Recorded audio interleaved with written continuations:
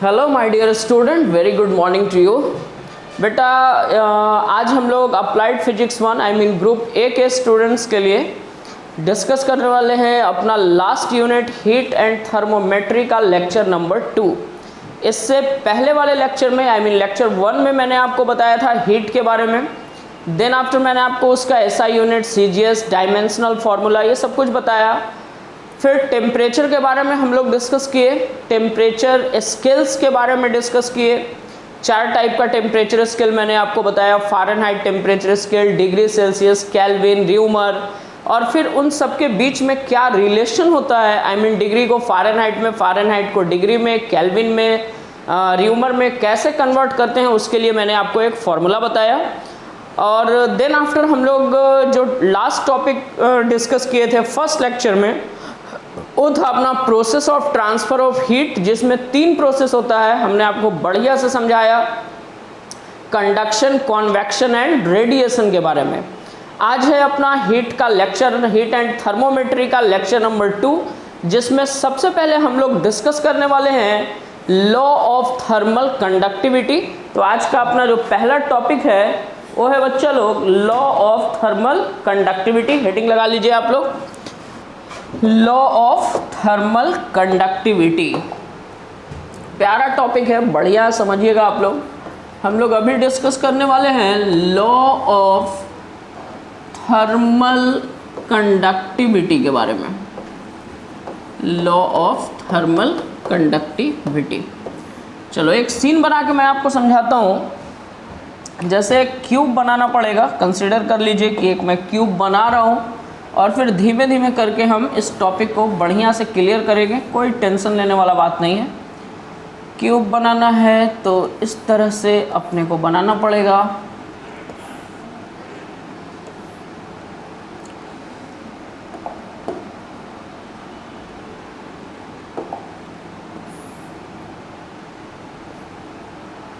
ये कंसीडर कर लो कि ये आपका क्यूब है, ठीक है। अब और ज़्यादा क्लियर बना देता हूँ मैं, टेंशन लेने वाली बात नहीं है। ये है अपना क्यूब बन के रेडी है। अब देखिए इसमें जो 2 अपोजिट फेस मैं आपको दिखा रहा हूँ, आप उस पर फोकस करो। एक अपोजिट फेस ये है आपका, और दूसरा एक फेस हम ये कंसीडर कर लेते हैं, ठीक है। दोनों फेस के बीच का डिस्टेंस मैंने d मान रखा है। दोनों फेस के बीच का डिस्टेंस d है। ये जो फेस है इसका टेम्परेचर है T1, इधर वाले फेस का टेम्परेचर है T2। अब ये सीन मैं क्यों बना रहा हूँ, इसको पहले आप समझो। बच्चा मैंने आपको एक टॉपिक जो पढ़ाया था लास्ट क्लास में, process of transfer of heat में कंडक्शन के बारे में, जिसमें हमने आपको बताया था कि सच process of transfer of heat in which the particle of material does not changes its position. मतलब पार्टिकल जो होता है मटेरियल का, वो एक्चुअल मोशन में नहीं होता है, वो अपना पोजीशन चेंज नहीं करता है और हीट ट्रांसफ़र हो जाता है। जैसे कोई भी मेटालिक रॉड है, उसके एक एंड को अगर आप गर्म करेंगे तो थोड़े देर में दूसरा एंड भी उसका गर्म हो जाता है, तो वहाँ पे हीट ट्रांसफ़र हो रहा है एक एंड से दूसरे एंड में। यहाँ अपने सामने एक क्यूब है, और इस क्यूब में ना 2 फेस के बीच में मैं हीट ट्रांसफ़र करने वाला हूँ। एक का टेम्परेचर मैंने T1 माना है, दूसरा का टेम्परेचर T2 है। जब तक बच्चा लोग टेम्परेचर का डिफरेंस नहीं होगा तब तक बेटा हीट ट्रांसफ़र नहीं होगा। मतलब यहाँ पे T1 और T2 दोनों की वैल्यू अलग अलग है, और ऐसा हम मान रहे हैं कि T1 is greater than T2।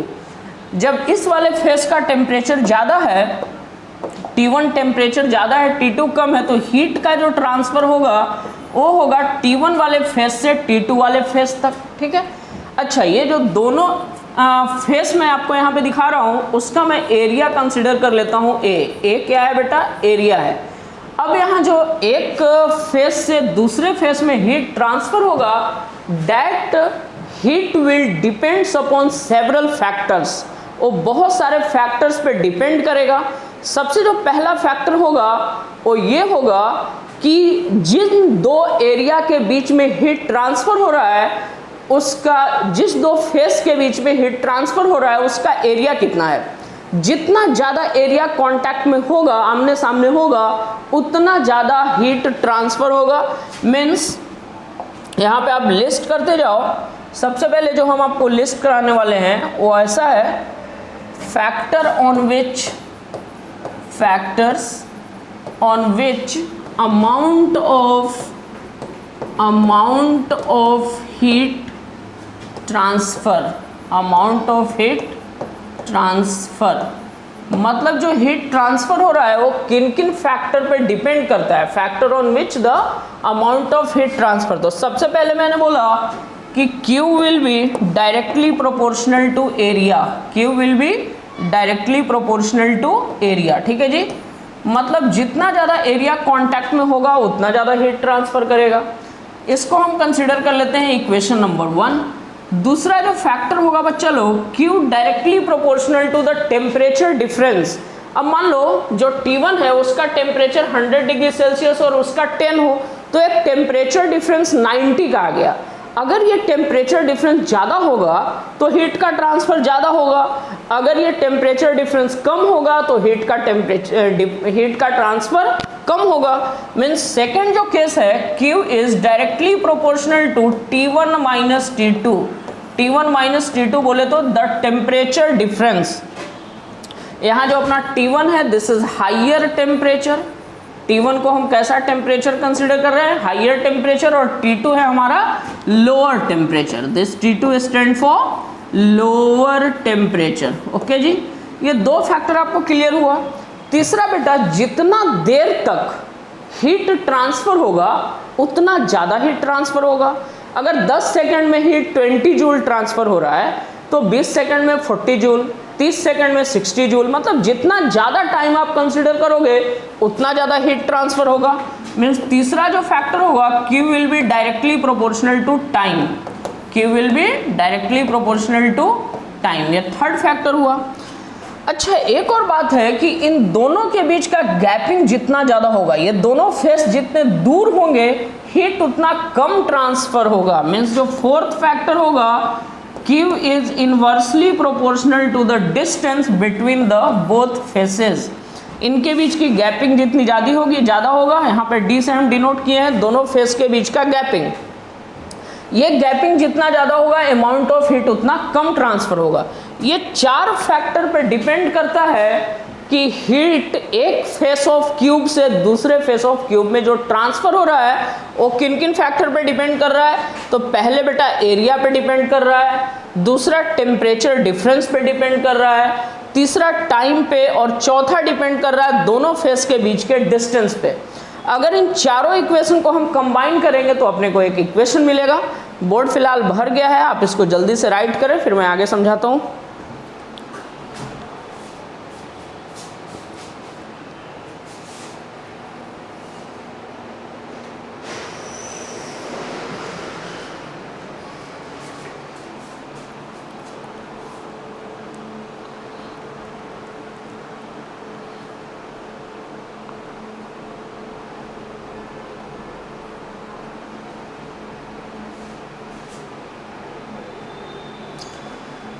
I think आप लोग लिख लिए होंगे। चलिए, अभी चारों इक्वेशन को अगर हम कंबाइन करते हैं तो क्या इक्वेशन बनेगा समझते हैं उसको।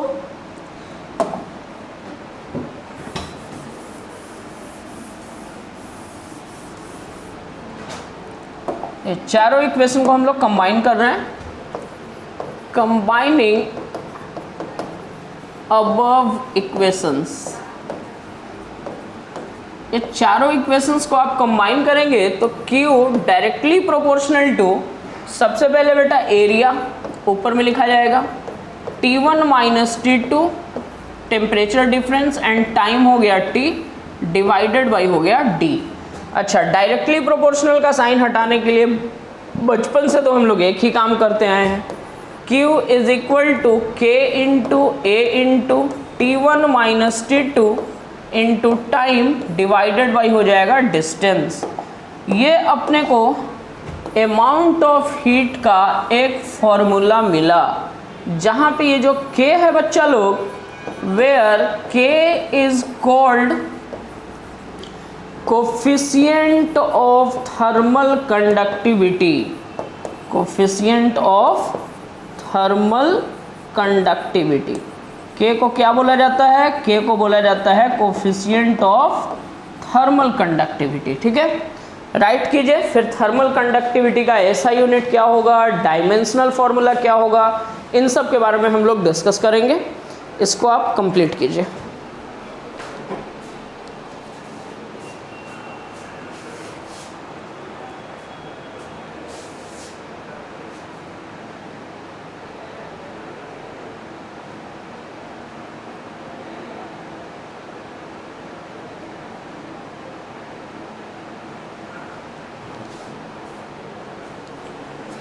चलो, आई थिंक आप लोग लिख लिए होंगे। अगर नहीं भी लिखे हैं तो आप वीडियो को पॉज करें, आराम से लिखें, बढ़िया से, कोई चिंता वाली बात नहीं है। आगे बढ़ते हैं। अब अपने को जानना है SI unit and dimensional formula of coefficient of thermal conductivity. तो जो बच्चा लोग फॉर्मूला निकला है उसी से हम लोग यूनिट डायमेंशन इसका कैलकुलेट कर लेंगे। चलिए, सबसे पहले हम आपको सिखाएंगे SI unit of thermal conductivity.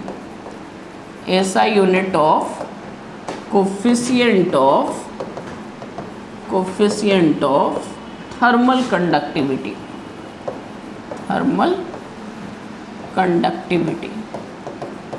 Okay जी। तो यहाँ से फॉर्मूला आपके सामने है। थर्मल कंडक्टिविटी का कोफिशिएंट K होता है। अगर हम लोग K का वैल्यू फाइंड करना चाहें तो सिंपली बोल सकते हैं K इज इक्वल टू, ये देखो D जाके उधर मल्टीप्लाई होने वाला है, Q into D divided by A into T1 minus T2 into time हो गया आपका T।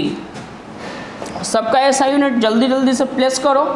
तो सबसे पहले Q मतलब हीट का ऐसा यूनिट जूल, D मतलब सेपरेशन डिस्टेंस मीटर, एरिया का हो गया मीटर स्क्वायर, टेम्परेचर डिफरेंस का हो गया केल्विन और टाइम का हो गया सेकंड। अच्छा, ऊपर और नीचे से आप देख सकते हैं यहाँ पे 1 मीटर आपका कैंसिल हो जाएगा, तो 1 मीटर कैंसिल हो गया। बच्चा मेरा ये जूल पर सेकंड है, जूल यहाँ देखिए पर सेकंड, मीटर ऊपर गया पर मीटर, केल्विन ऊपर गया पर केल्विन। अच्छा, यहाँ से एक और बात आपको माइंड में टक से मारा होगा, वो ये बात है, जूल पर सेकंड को हम लोग क्या बोलते हैं, जूल पर सेकंड को हम लोग बोलते हैं वाट। तो जूल पर सेकंड की जगह पे हम वाट लिख सकते हैं, W watt per metre per kelvin. This will be the SI unit of coefficient of thermal conductivity. Okay, इतना क्लियर है। चलो, अगर इसका आप डायमेंशनल फॉर्मूला लिखना चाहें तो वेरी सिंपली आप डायमेंशनल फॉर्मूला भी इसका लिख सकते हो। हमको चाहिए थर्मल कंडक्टिविटी का डायमेंशनल फॉर्मूला, तो K का अपने को चाहिए डायमेंशनल फॉर्मूला। सबसे पहले यहाँ देखो हीट है बेटा, तो हीट का mL² T का power -2, heat is energy. Then after D बोले तो डिस्टेंस L हो गया डिवाइडेड बाई एरिया का हो गया बेटा L²। Then after T1 minus T2 kelvin K से डिनोट करेंगे, इनटू टाइम का हो गया सेकंड यूनिट होता है और डायमेंशन हो गया T। इसी को सॉल्व करना है। आप ऊपर नीचे वाले टर्म को ध्यान से देखो, मीटर स्क्वायर से आपका ये मीटर स्क्वायर कैंसिल हो जाएगा। बाकी सारे टर्म्स को सॉल्व करते हैं तो यहाँ पे m एक ही जगह पे है, m का पावर 1, l तो कैंसिल हो गया, एक l यहाँ पे बचा तो ये l हो गया। t का पावर -2 ऊपर है, एक नीचे से गया, t का पावर -3 और फिर k का पावर -1। तो SI यूनिट और डायमेंशनल फॉर्मूला भी आपको माइंड में रखना है। ये था all about coefficient of thermal conductivity, जिसको मैंने आपको टॉपिक बनाकर पढ़ाया लॉ ऑफ थर्मल कंडक्टिविटी। ठीक है, आपके सिलेबस में कोफिशिएंट ऑफ थर्मल कंडक्टिविटी की बातचीत की हुई है, तो कोफिशिएंट ऑफ थर्मल कंडक्टिविटी यहाँ है। एक और इसका हम आपको डेफिनेशन देना चाहेंगे, इसको अभी आप जल्दी से राइट करो, फिर एक और डेफिनेशन हम आपको समझाते हैं।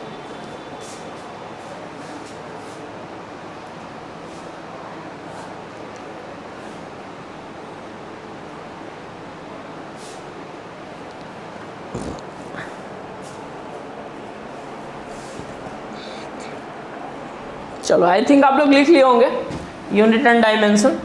देखते हैं बेटा इसका एक और डेफिनेशन क्या बन सकता है। ठीक है, तो यहाँ पे जो K का वैल्यू निकला है उसको हम कलेक्ट कर लेते हैं भाई। Coefficient of thermal conductivity K बराबर Q into D divided by A into T1 minus T2 into time T।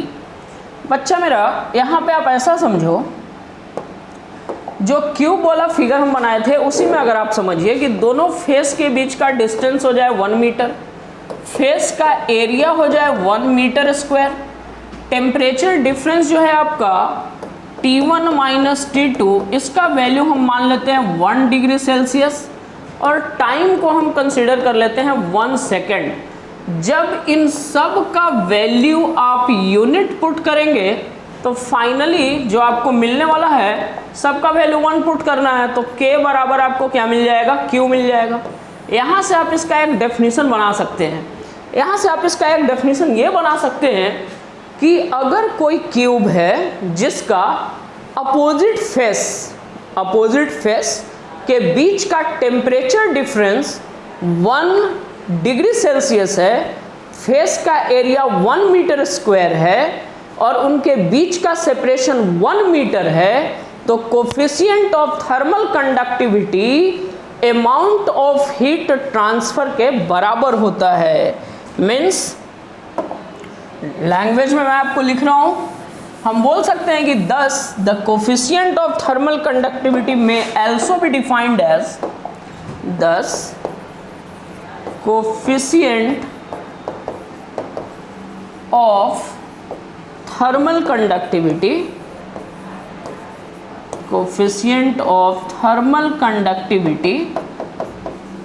may also be defined as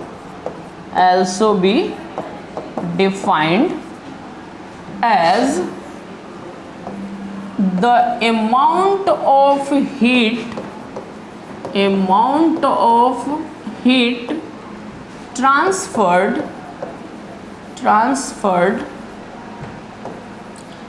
between the two faces of area 1 meter square separated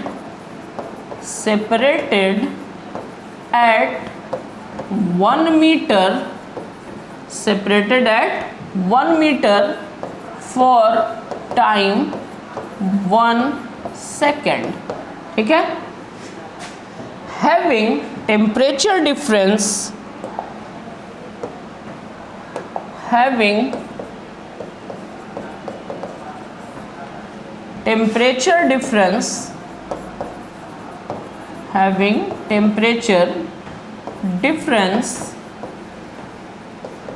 of 1 degree Celsius या 1 kelvin भी बोल सकते हैं, temperature का कोई भी unit ले सकते हैं।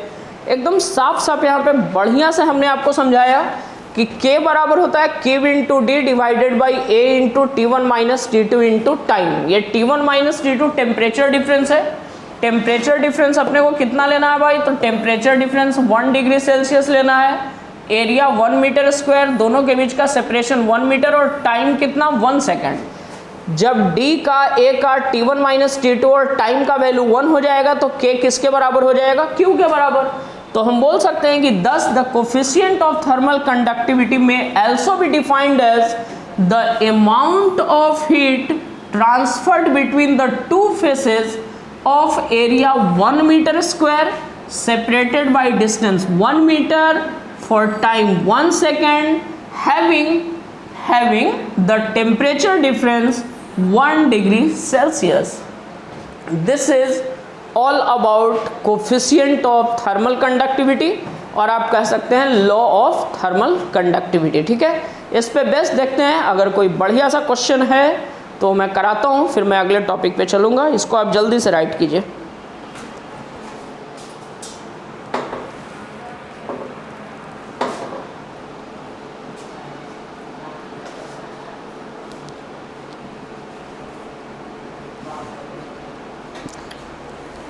अच्छा, इसमें एक और बात आपको बताई जा सकती है, इसको आप राइट कीजिए जल्दी, फिर हम आपको समझाते हैं कि इसमें बेटा एक और चीज़ आपसे पूछा जा सकता है। इधर तो फॉर्मूले पे थोड़ा सा चेंजिंग करके एक न्यू फॉर्मूलेशन हम आपके लिए देंगे कभी कभी पूछा जाता है rate of flow of heat, तो rate of flow of heat का क्या मतलब भाई, हीट बाई टाइम, ठीक है। तो अभी हम उसका भी फॉर्मूला आपको दे देते हैं। आई होप आप लोग लिख लिए होंगे या आप वीडियो को पॉज करके लिख लें, कोई दिक्कत वाली बात नहीं है। अभी Q का मतलब अमाउंट ऑफ हीट का हम एक फॉर्मूला लिखे थे, जो पहला फॉर्मूला डिराइव होके आया था, सारे फैक्टर पे जो डिपेंड कर रहा था, वो फॉर्मूला था बच्चा लोग Q बराबर A into T1 minus T2 into time T divided by D। बेटा अगर हम इस T को लाके इधर डिवाइड कर देते हैं तो फाइनली हम लिख सकते हैं Q डिवाइडेड बाई T बराबर A into T1 minus T2 divided by D मतलब डिस्टेंस। अब ये जो देखिए बात यहाँ पे समझिए, ये Q बाई T जो है इसी को बोलते हैं rate of flow of heat, rate of flow of heat, okay जी। अच्छा, एक और बात मैंने आपको समझाया है कि किसी भी फिजिकल क्वांटिटी को अगर आप डिस्टेंस से डिवाइड करते हो तो ग्रेडियंट बन जाता है। जैसे pressure divided by distance, pressure gradient, velocity divided by distance, velocity gradient. यहाँ भी आपको एक ग्रेडियंट दिख रहा है, उसको मैं थोड़ा सा हाईलाइट करके आपको दिखाता हूँ। इस टर्म को आप ध्यान से देखने की कोशिश करें। ये जो आपका टर्म है, ये देखिए temperature difference divided by distance, तो इसको आप बोल सकते हैं टेम्परेचर ग्रेडियंट। क्या बोल सकते हैं इसको आप, टेम्परेचर ग्रेडियंट बोल सकते हो, टेम्परेचर ग्रेडियंट, ठीक है। राइट कीजिए, देखते हैं कोई क्वेश्चन होगा न्यूमेरिकल बढ़िया सा, समझाते हैं आपको।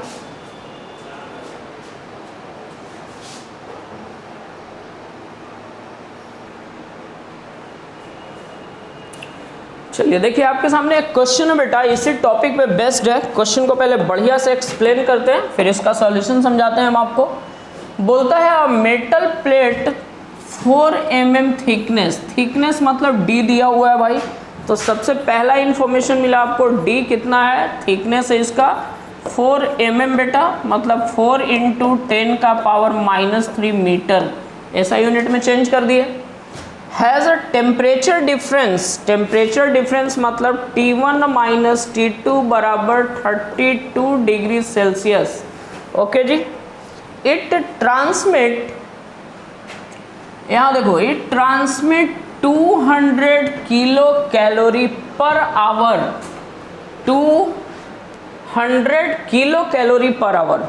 आखिर ये 200 किलो कैलोरी पर आवर, तो किलो कैलोरी तो हीट का यूनिट हो गया, और पर आवर मतलब हीट बाय टाइम, तो रेट ऑफ हीट दे दिया। तो रेट ऑफ हीट का मतलब ये Q बाई T का वैल्यू आपको दे दिया कितना, 200 किलो कैलोरी पर आवर। इसको अगर ऐसा यूनिट में चेंज करेंगे तो 200 किलो का मतलब 1000, कैलोरी मतलब 4.2 जूल, डिवाइडेड बाय आवर मतलब 3600 सेकेंड। अब ये हो गया आपका जूल पर सेकेंड में, सही में ट्रांसफर हो गया। अच्छा, यहाँ पे देखो एरिया कितना गिवन है, एरिया बराबर दिया हुआ है 5 सेंटीमीटर स्क्वायर, मतलब ये हो जाएगा 5 इंटू 10 का पावर -4 मीटर स्क्वायर में। Calculate the thermal conductivity of the material, means आपको K का वैल्यू निकालना है। तो अभी हम फॉर्मूला आपको बताए थे, Q बराबर K into A into T1 minus T2 into time divided by बेटा डिस्टेंस, D हो जाएगा, ओके जी। चलो यहाँ से अगर K का वैल्यू आप निकालते हैं तो K बराबर ये Q बाई T लिख देते हैं हम सबसे पहले, K बराबर Q, अच्छा स्टेप में करके समझा देते हैं, चिंता बिल्कुल नहीं करना है। ये Q into D divided by A into T1 minus T2 into time. अब देखो Q बाई T का वैल्यू दिया हुआ है, सबका वैल्यू दिया हुआ है, इसको आपको पुट करना है। चलिए ऊपर हम क्वेश्चन वाले पार्ट को डिलीट करते हैं। आई होप आप लोग क्वेश्चन लिख लिए होंगे, नहीं तो जल्दी से लिखिए या वीडियो को पॉज करके आप देख सकते हैं, फिर हम आगे बढ़ते हैं। राइट कीजिए, अब सबका वैल्यू पुट करना है, फाइनली सॉल्व करना है। चलो करते हैं बेटा।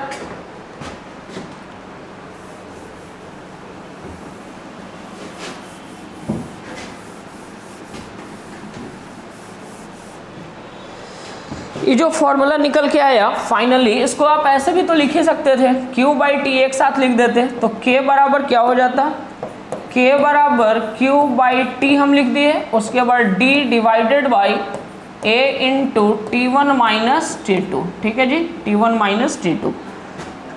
सबका वैल्यू पुट करो। सबसे पहले आप वैल्यू पुट कीजिए Q/T का, तो देयरफॉर K बराबर Q/T का वैल्यू निकला है 200 इंटू 1000, किलो था ना तो यहाँ 1000 होगा, 1000 इंटू 4.2 डिवाइडेड बाई 3600, 3600, ये हो गया Q/T का value.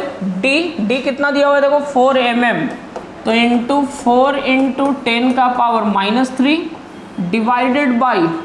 Divided by area given है 5 सेंटीमीटर स्क्वायर, 5 इंटू 10 का पावर -4, एरिया भी लिख दिए।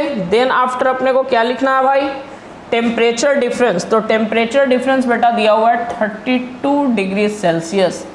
इसी को सॉल्व करना है। आप लोग इंजीनियरिंग के बच्चे हैं, आपके पास कैलकुलेटर होता है, आप इसको इजीली सॉल्व कर सकते हैं।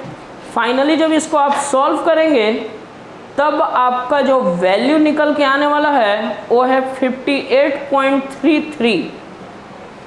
फाइनली इसका वैल्यू निकल के आएगा 58.33। ऐसा यूनिट में जूल पर सेकंड बोलो या वाट बोलो, वाट पर मीटर पर डिग्री सेल्सियस, वाट पर मीटर पर डिग्री सेल्सियस, ये इसका आपको मिलेगा आंसर K बराबर। ठीक है, आप कैलकुलेशन को कैलकुलेटर से या खुद से भी सॉल्व कर सकते हो, इतना आंसर आएगा। ठीक है बच्चा लोग, ये था अपना लॉ ऑफ थर्मल कंडक्टिविटी का पूरा full detail complete explanation for you people. अगला टॉपिक देखते हैं क्या है, फिर उस हिसाब से बातचीत होगी। इसको आप जल्दी से कंप्लीट करें, कैलकुलेशन को खुद से करें।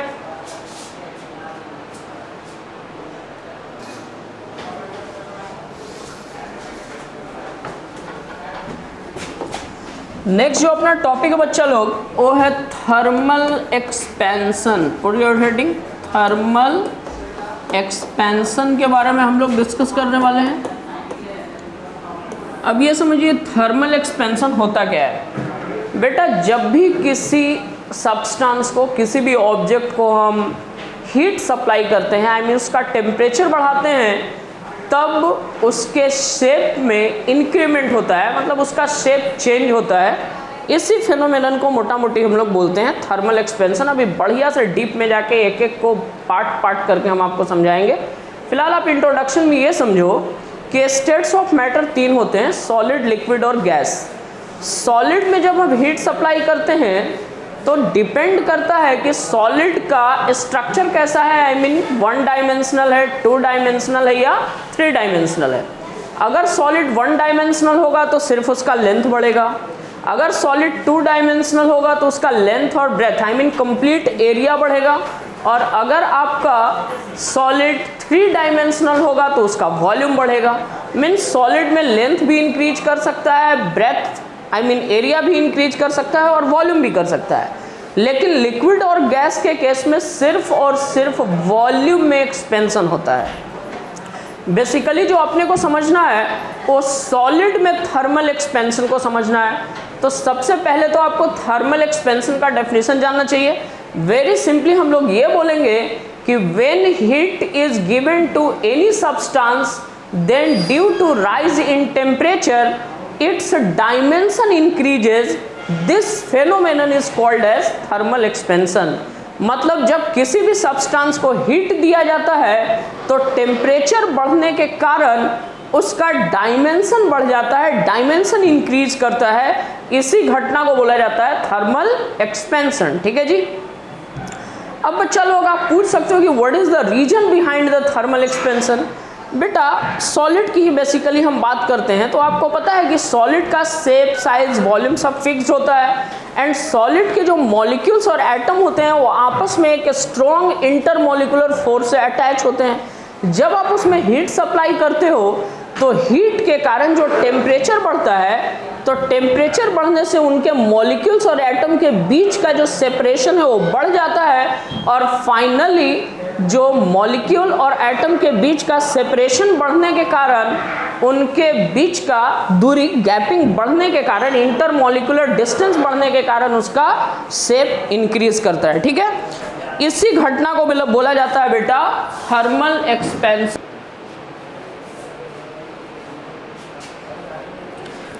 हाँ, तो मैं आपको बता रहा था थर्मल एक्सपेंशन का रीज़न। एक पेरेंट आ गए थे, सॉरी फॉर इनकॉन्वीनियंस।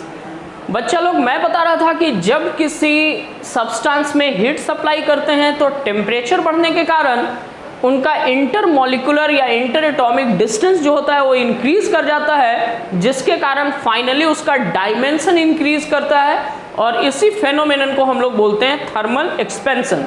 एक बार फिर से सुनिए, when heat is given to any substance, then due to rise in temperature the interatomic or intermolecular distance increases and hence the dimension of substance increases. This phenomenon is called as thermal expansion. Solid के case में length, area और volume तीनों increase कर सकता है। इसी के आधार पे तीन टाइप का थर्मल एक्सपेंशन हम लोग पढ़ेंगे, लीनियर एक्सपेंशन, एरिया एक्सपेंशन और volume expansion. But as far as for liquid and gases only volume increases. तो लिक्विड और गैस में सिर्फ वॉल्यूम इंक्रीज करता है। लिक्विड और गैस के अलावा जो सॉलिड होता है बेटा, उसमें तीनों डायमेंशन इंक्रीज करता है, लेंथ भी इंक्रीज करता है, एरिया भी और वॉल्यूम भी। इसलिए सॉलिड में थर्मल एक्सपेंशन तीन टाइप के होते हैं। सबसे पहले आप ये जानिए कि थर्मल एक्सपेंशन होता क्या है। तो मैंने बोला when heat is given to any substance, when heat is given to any substance, then due to rise in temperature, then due to rise in temperature the intermolecular और interatomic भी आप लोग बोल सकते हैं, और interatomic separation increases, interatomic separation increases, ठीक है, and hence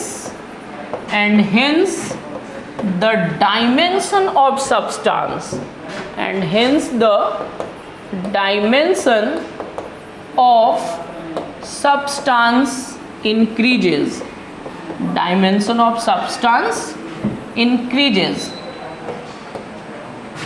called as thermal expansion, called as thermal expansion. इसी घटना को बोला जाता है बेटा थर्मल एक्सपेंशन। ठीक है, अब देखिए बेसिकली अपने को ना थर्मल एक्सपेंशन सॉलिड के केस में समझना है।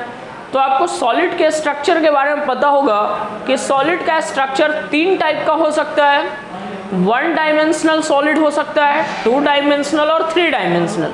जैसे कोई बहुत लंबा सा रॉड है, उसके लेंथ के कंपैरिजन में उसके पास मोटाई चौड़ाई नहीं है, तो ऐसा बॉडी आपका वन डायमेंशनल हो गया। आपके कॉपी का पेज है, चदरा है, शीट है, उसमें लेंथ भी है, ब्रेथ भी है, लेकिन थिकनेस नहीं है, तो ऐसा बॉडी टू डायमेंशनल बॉडी हो गया। क्यूब है या क्यूबॉइड है, अगर मेटल का बना हुआ है, तब उसमें बेटा लेंथ, ब्रेथ और थिकनेस तीनों है, मतलब ये थ्री डायमेंशनल बॉडी हो गया। तो जब भी थर्मल एक्सपेंशन होगा वो हमेशा बेटा मेटल में होगा, ये भी एक बात ध्यान में रखने वाला है। आप डेफिनेशन में इंप्रूव कर सकते हैं। When heat is given to any substance, basically substance में अपने को क्या लेना पड़ता है, मेटल, क्योंकि अगर आप नॉन मेटल लेंगे, इंसुलेटर लेंगे, तो उसमें हीट का तो ट्रांसफर होगा नहीं, तो थर्मल एक्सपेंशन भी नहीं होगा। अच्छा, इसी के आधार पर मैंने आपको बताया कि थर्मल एक्सपेंशन के टाइप कितने होते हैं। टाइप्स ऑफ थर्मल एक्सपेंशन, तो थर्मल एक्सपेंशन का तीन टाइप अपने को डिस्कस करना है। सबसे पहला जो थर्मल एक्सपेंशन का टाइप हम लोग डिस्कस करेंगे वो होगा अपना लीनियर एक्सपेंशन। ठीक है जी, लीनियर एक्सपेंशन ये वन डायमेंशनल बॉडी में होगा। दूसरा जो हम लोग डिस्कस करेंगे वो होगा सरफेस एक्सपेंशन, या इसको सुपरफिशियल एक्सपेंशन भी बोलते हैं। सुपरफिशियल एक्सपेंशन बोलो या आप इसको एरिया एक्सपेंशन बोलो। ये 2 डायमेंशनल बॉडी में होगा। और तीसरा जो होगा बच्चा लोग वो होगा अपना क्यूबिकल एक्सपेंशन या वॉल्यूम एक्सपेंशन। थर्ड जो हम लोग डिस्कस करने वाले हैं वो होगा अपना क्यूबिकल एक्सपेंशन। थर्ड नंबर में हम लोग डिस्कस करेंगे क्यूबिकल एक्सपेंशन, या इसको आप वॉल्यूम एक्सपेंशन भी बोल सकते हैं। और ये एक्सपेंशन 3 डायमेंशनल बॉडी में होगा। ठीक है, जल्दी से आप डेफिनेशन राइट कीजिए, टाइप्स राइट कीजिए, फिर 1 बाय 1 करके हम लोग डिस्कस करेंगे तीनों ही टाइप के एक्सपेंशन के बारे में। Right it fast.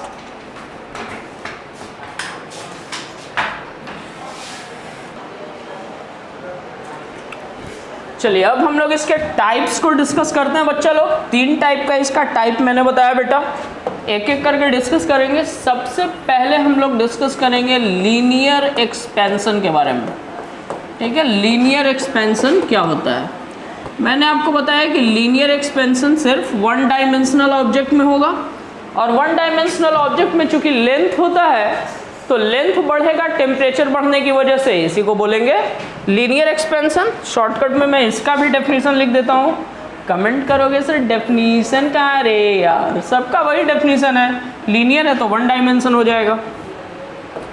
When heat is given to 1 dimensional solid, 1 dimensional metallic solid लिखते हैं, 1 dimensional metallic solid, then its length increases, called as linear expansion। इतना ही माइंड में रखो, called as linear expansion। अब बेटा यहाँ से ना थोड़ा कॉन्सेप्चुअल बात आपको समझना पड़ेगा, तब इसके फॉर्मूले पे आप पहुँच पाएंगे। हम आपसे एक सवाल पूछ रहे हैं कि एक रॉड है उसका लंबाई है 1 मीटर, एक दूसरा रॉड है उसका लंबाई है 3 मीटर। आखिर दोनों में नंबर ऑफ मॉलिक्यूल किस में ज़्यादा होगा बताओ। पक्का आप लोग बोल रहे होंगे सर 3 मीटर वाले में। सही बात है, 3 मीटर वाले में मैटर ज़्यादा है, मतलब मॉलिक्यूल ज़्यादा है। तो बेटा जब हम दोनों को हीट देना स्टार्ट करेंगे तो जो पहले से ज़्यादा लंबा है, जिसका लेंथ पहले से ज़्यादा है, उसमें मॉलिक्यूल ज़्यादा है, और सारे मॉलिक्यूल जब थोड़े थोड़े सेपरेट होंगे तो फाइनली उसका लेंथ ज़्यादा बढ़ेगा। मीन्स जो चेंज इन लेंथ होगा वो ओरिजिनल लेंथ पे डिपेंड करेगा, डायरेक्टली प्रोपोर्शनल होगा। जिसका पहले से जितना ज़्यादा लेंथ है उसमें मॉलिक्यूल उतना ज़्यादा है, मॉलिक्यूल है तो सारे मॉलिक्यूल जब सेपरेट होंगे तो उसका लेंथ भी ज़्यादा चेंज होगा। Means change in length is directly proportional to original length. एक बात तो हो गया। दूसरा बच्चा लोग कि जितना ज़्यादा हम टेम्परेचर बढ़ाएंगे उतना ज़्यादा हीट एनर्जी उसमें जाएगा और एटम और मॉलिक्यूल्स उतना ज़्यादा सेपरेट होगा, इसका मतलब कि लेंथ उतना ज़्यादा बढ़ेगा। तो ये 2 फैक्टर पे हर टाइप का एक्सपेंशन डिपेंड करेगा, 1 डायमेंशनल में, 2 डायमेंशनल में या 3 डायमेंशनल में। जितना ज़्यादा हम टेम्परेचर बढ़ाएंगे उतना ज़्यादा लेंथ बढ़ेगा, जो पहले से लेंथ ज़्यादा है उसका लेंथ ज़्यादा बढ़ेगा। ठीक है, तो इन दोनों फैक्टर के अकॉर्डिंग हम लोग यहाँ पे इक्वेशन राइट करेंगे। मैंने बोला कि change in length, I mean del L is directly proportional to, change in length is directly proportional to original length. इसको आप कंसिडर करो इक्वेशन 1। और दूसरा change in length is directly proportional to del T, ये हो गया आपका factor number 2। ठीक है, यहाँ पे डेल एल का मतलब है चेंज इन लेंथ या increase in length. Change in length आप बोल सकते हो। अच्छा, चेंज इन लेंथ थोड़ा ढंग से लिख देता हूँ। डेल एल का मतलब हम लोग क्या बताए आपको, डेल एल का मतलब है चेंज इन लेंथ बेटा, ठीक है ना। अच्छा, एल का मतलब है this L stand for original length, L stand for original length. और डेल टी है जो आपका, ये चेंज इन टेम्परेचर बोलो या राइज इन टेम्परेचर बोलो। अब इन दोनों फैक्टर्स को अगर आप कंबाइन करते हो, फैक्टर 1 और फैक्टर 2 को, combining above equation, combining above equations, दोनों इक्वेशन को कंबाइन करेंगे तो finally del L is directly proportional to L into del T. अच्छा, डायरेक्टली प्रोपोर्शनल का साइन हटाने के लिए वही खानदानी काम अपने को करना पड़ेगा। तो देयरफॉर डेल एल बराबर, यहाँ देखिए अल्फा एक कांस्टेंट से मल्टीप्लाई करते हैं और उसके बाद एल इंटू डेल टी, ये फॉर्मूला निकल के आता है अपना चेंज इन लेंथ का। बच्चा लोग, फॉर्मूला किसका निकल के आया? This formula stand for change in length, जहाँ पे जो अल्फा है इसको बोला जाता है called as coefficient of linear expansion, coefficient of linear expansion. Alpha को हम लोग क्या बोलते हैं? कोफिशिएंट ऑफ लीनियर एक्सपेंशन बोलते हैं। ठीक है, राइट कीजिए, फिर अभी इस पे और बातचीत होगी। Do it fast.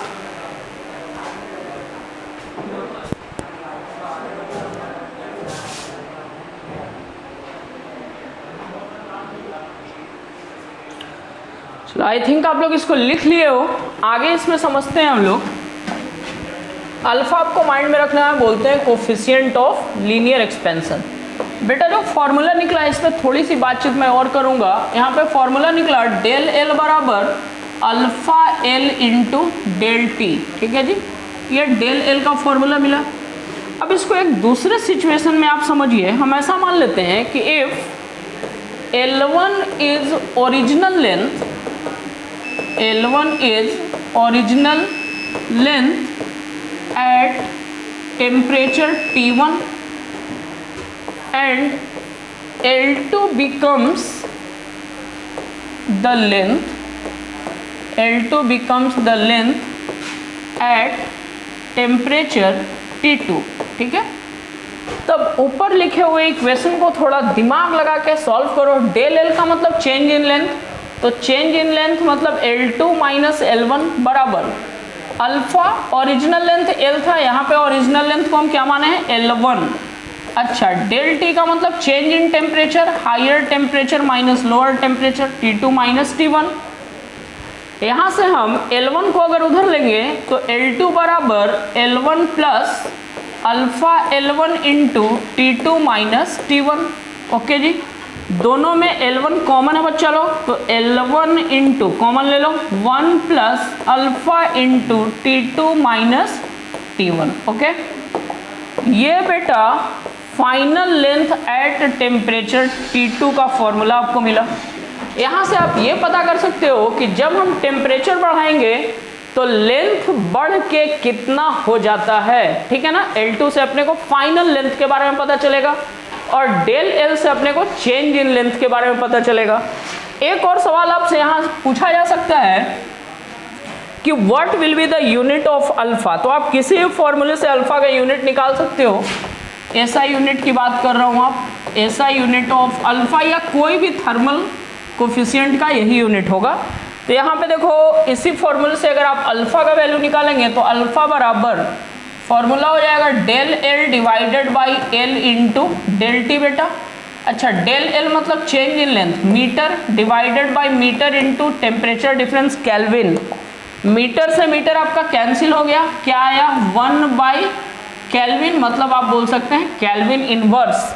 तो आपको ऐसा यूनिट में माइंड में रखना है कि टेम्परेचर कोफिशिएंट का, लीनियर एक्सपेंशन के कोफिशिएंट का ऐसा यूनिट क्या होता है? पर केल्विन होता है। अब देखो, टेम्परेचर अगर डिग्री सेल्सियस में होगा तो पर डिग्री सेल्सियस इसका यूनिट होगा, टेम्परेचर फ़ारेनहाइट में होगा तो पर फ़ारेनहाइट इसका यूनिट होगा। पक्का ना? इसको आप राइट कीजिए। बढ़ते हैं अगले टॉपिक की तरफ।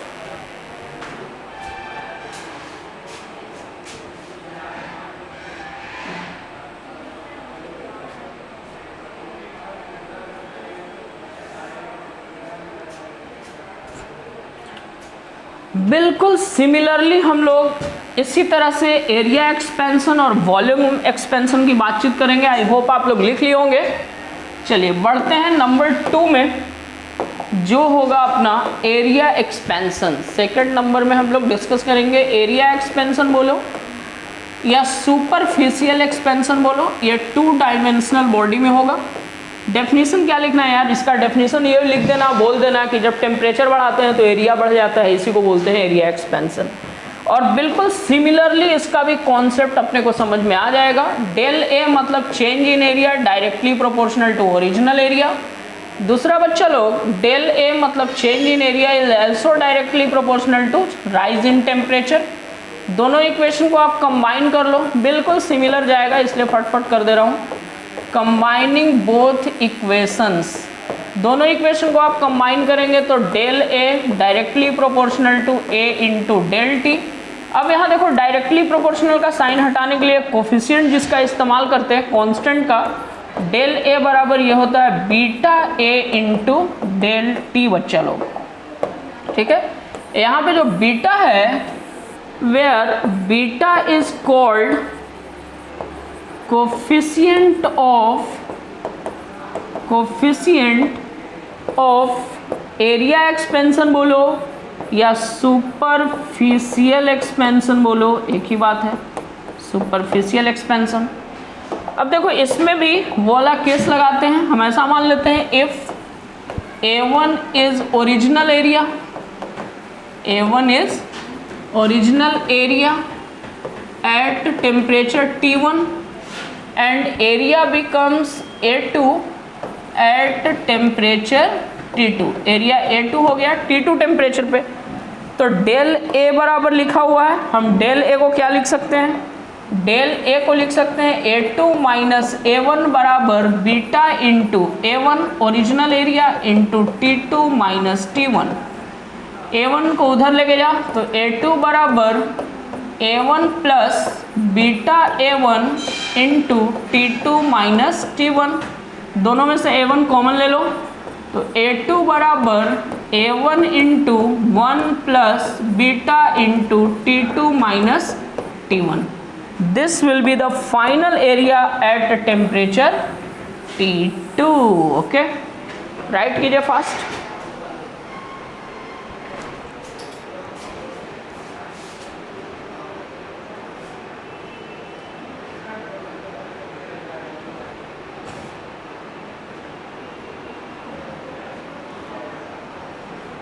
चलिए एक और है थर्मल एक्सपेंशन, जल्दी से निपटा लेते हैं, आई होप आप लोग लिख लिए होंगे।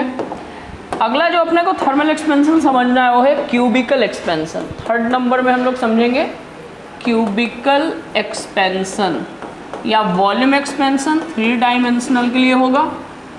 डेफिनेशन की बात करें तो बोलेंगे when temperature is increase then volume increases called as cubical expansion या थर्मल एक्सपेंशन। सिमिलर कॉन्सेप्ट है इसलिए ज़्यादा टाइम नहीं ले रहा हूँ, बाकी मैंने पहले ही बहुत अच्छे से आपको ये सारा कुछ समझा दिया है। Del V directly proportional to V change in volume और del V directly proportional to del T, this is equation number 2। दोनों को कंबाइन कर लो, कंबाइनिंग बोथ इक्वेशंस, दोनों को कंबाइन करेंगे तो del V is equal to V into del T. यहाँ पे डेल वी बराबर ये हो जाएगा गामा, दिस इज गामा भी इंटू डेल टी। गामा को बोलते हैं बच्चा लोग coefficient of cubical expansion. Gamma is called coefficient of cubical expansion, coefficient of cubical expansion, gamma को बोला जाता है कोफिशिएंट ऑफ क्यूबिकल एक्सपेंशन। इसी तरह से यहाँ पे इसको अगर आप चेंज करेंगे तो फॉर्मूला आएगा V2 माइनस V1 बराबर gamma V1 into T2 minus T1, ठीक है। यहाँ से अगर V2 का फाइनल वैल्यू निकालेंगे तो V1 into 1 plus gamma into T2 minus T1। Okay, ये फॉर्मूला भी माइंड में रखिएगा। ये ऑल कंप्लीटेड, सब जगह अल्फ़ा बीटा और गामा का यूनिट सेम होगा। एक और टिप्स आप लोग माइंड में रखिएगा, relation between alpha beta and gamma, ठीक है जी। तो बच्चा लोग अल्फ़ा बराबर बीटा बाई 2 बराबर गामा बाई 3, ये रिलेशन आपको माइंड में रखना है। इससे अल्फ़ा को बीटा में, बीटा को गामा में, तीनों में किसी को भी चेंज कर सकते हो। इस लेक्चर में फ़िलहाल इतना ही, मिलते हैं अगले क्लास में। देखता हूँ मैं सिलेबस के अकॉर्डिंग, आई होप कि सारा टॉपिक कवर हो गया है। फिर भी अगर कोई टॉपिक रिमेनिंग होगा तो जल्दी हम आपके लिए 3rd लेक्चर लेकर आएंगे। पढ़ते रहिए। Thank you for watching, take care.